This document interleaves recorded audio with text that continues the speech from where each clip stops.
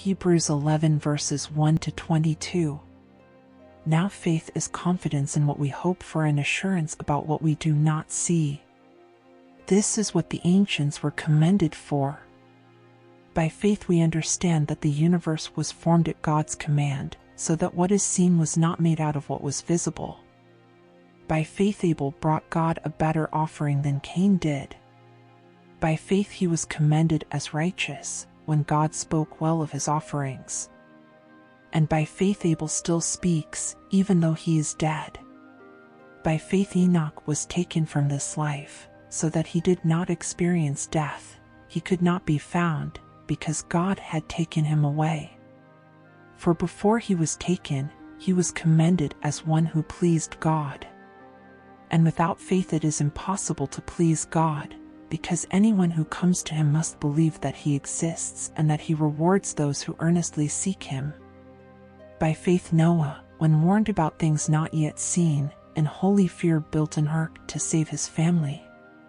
By his faith he condemned the world and became heir of the righteousness that is in keeping with faith.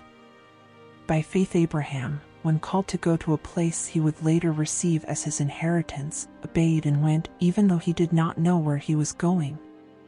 By faith he made his home in the promised land like a stranger in a foreign country. He lived in tents, as did Isaac and Jacob, who were heirs with him of the same promise. For he was looking forward to the city with foundations, whose architect and builder is God. And by faith even Sarah, who was past childbearing age, was enabled to bear children because she considered him faithful who had made the promise.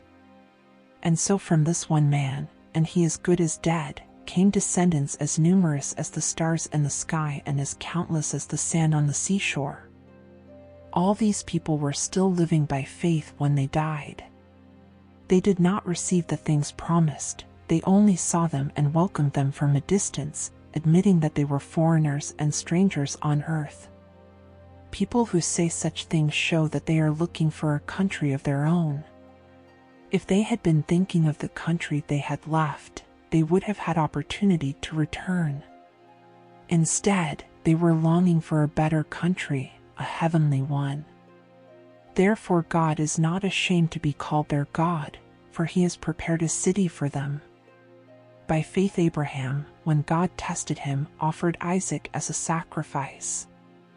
He who had embraced the promises was about to sacrifice his one and only son. Even though God had said to him, "It is through Isaac that your offspring will be reckoned." Abraham reasoned that God could even raise the dead, and so in a manner of speaking he did receive Isaac back from death. By faith Isaac blessed Jacob and Esau in regard to their future. By faith Jacob, when he was dying, blessed each of Joseph's sons, and worshipped as he leaned on the top of his staff. By faith Joseph, when his end was near, spoke about the exodus of the Israelites from Egypt and gave instructions concerning the burial of his bones. Exodus 13. The Lord said to Moses, "Consecrate to me every firstborn male. The first offspring of every womb among the Israelites belongs to me, whether human or animal." Then Moses said to the people, "Commemorate this day, the day you came out of Egypt, out of the land of slavery, because the Lord brought you out of it with a mighty hand. Eat nothing containing yeast. Today, in the month of Aviv, you are leaving. When the Lord brings you into the land of the Canaanites, Hittites, Amorites, Hivites, and Jebusites, the land he swore to your ancestors to give you, a land flowing with milk and honey, you are to observe this ceremony in this month. For 7 days eat bread made without yeast, and on the 7th day hold a festival to the Lord. Eat unleavened bread during those 7 days. Nothing with yeast in it is to be seen among you, nor shall any yeast be seen anywhere within your borders. On that day tell your son, I do this because of what the Lord did for me when I came out of Egypt. This observance will be for you like a sign on your hand and a reminder on your forehead that this law of the Lord is to be on your lips. for the Lord brought you out of Egypt with his mighty hand. You must keep this ordinance at the appointed time year after year. After the Lord brings you into the land of the Canaanites and gives it to you, as he promised on oath to you and your ancestors, you are to give over to the Lord the first offspring of every womb. All the firstborn males of your livestock belong to the Lord. Redeem with a lamb every firstborn donkey, but if you do not redeem it, break its neck. Redeem every firstborn among your sons. In days to come, when your son asks you, "What does this mean?" say to him, "With a mighty hand the Lord brought us out of Egypt, out of the land of slavery." When Pharaoh stubbornly refused to let us go, the Lord killed the firstborn of both people and animals in Egypt. This is why I sacrifice to the Lord the first male offspring of every womb and redeem each of my firstborn sons. And it will be like a sign on your hand and a symbol on your forehead that the Lord brought us out of Egypt with his mighty hand.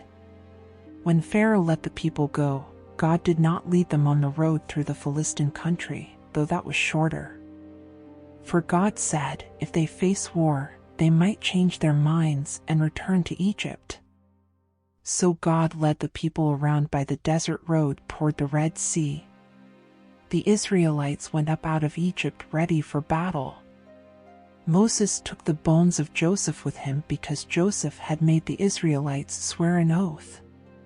He had said, "God will surely come to your aid, and then you must carry my bones up with you from this place."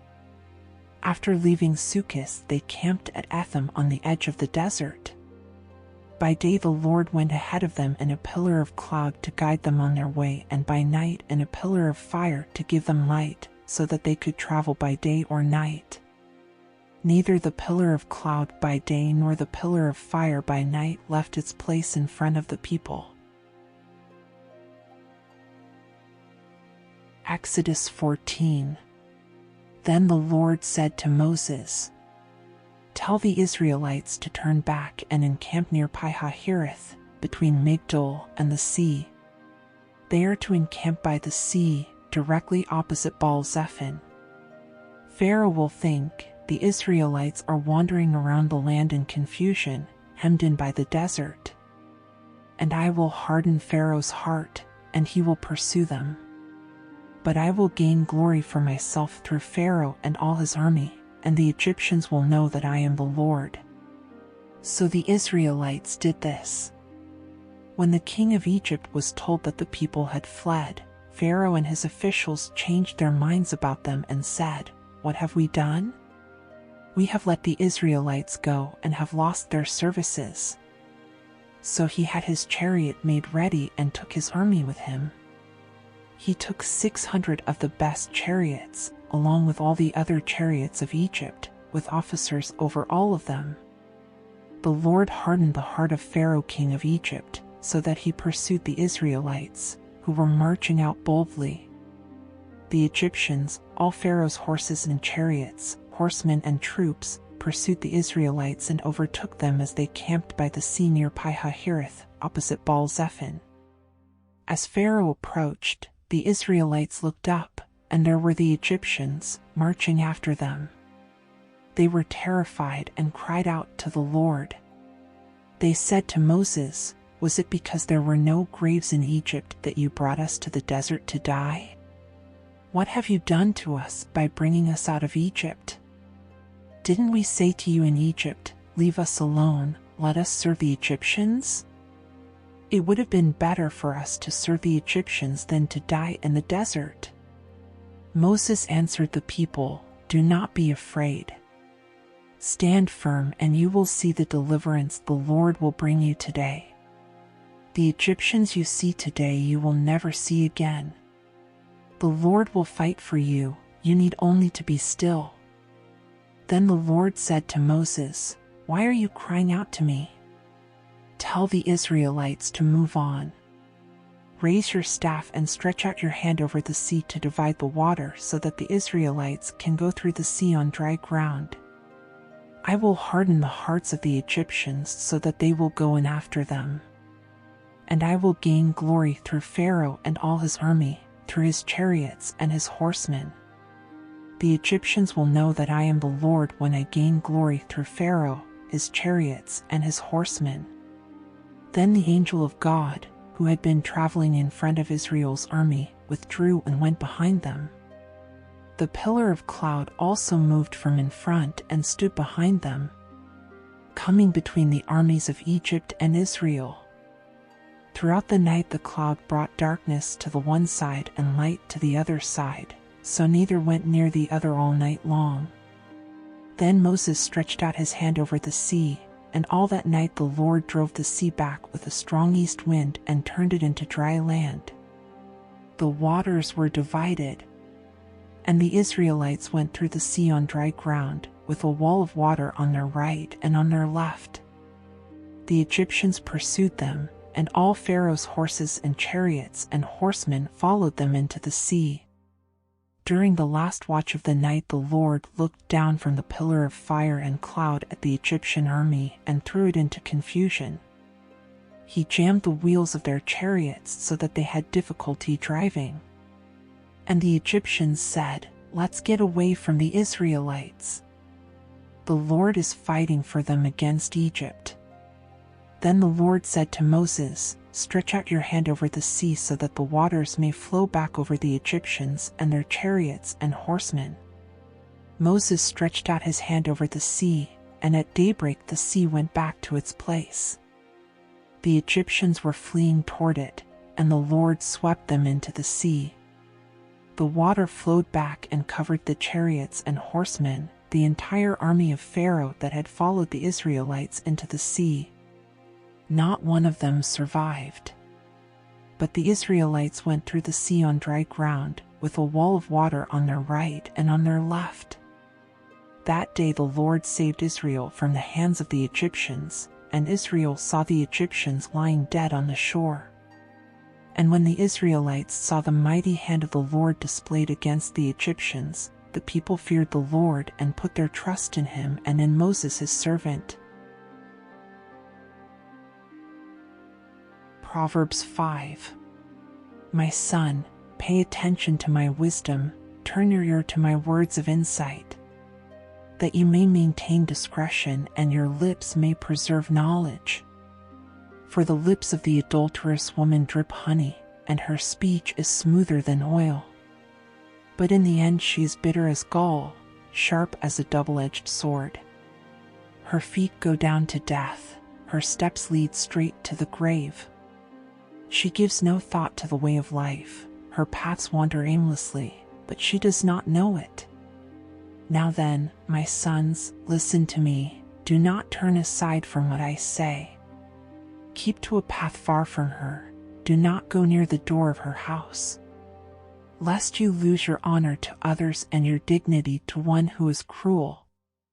Lest strangers feast on your wealth and your toil enrich the house of another. At the end of your life you will groan, when your flesh and body are spent. You will say, how I hated discipline, how my heart spurned correction. I would not obey my teachers or turn my ear to my instructors. And I was soon in serious trouble in the assembly of God's people. Drink water from your own cistern, running water from your own well. Should your springs overflow in the streets, your streams of water in the public squares? Let them be yours alone, never to be shared with strangers. May your fountain be blessed, and may you rejoice in the wife of your youth. A loving doe, a graceful deer, may her breasts satisfy you always, may you ever be intoxicated with her love. Why, my son, be intoxicated with another man's wife? Why embrace the bosom of a wayward woman? For your ways are in full view of the Lord, and he examines all your paths. The evil deeds of the wicked ensnare them, the cords of their sins hold them fast. For lack of discipline they will die, led astray by their own great folly.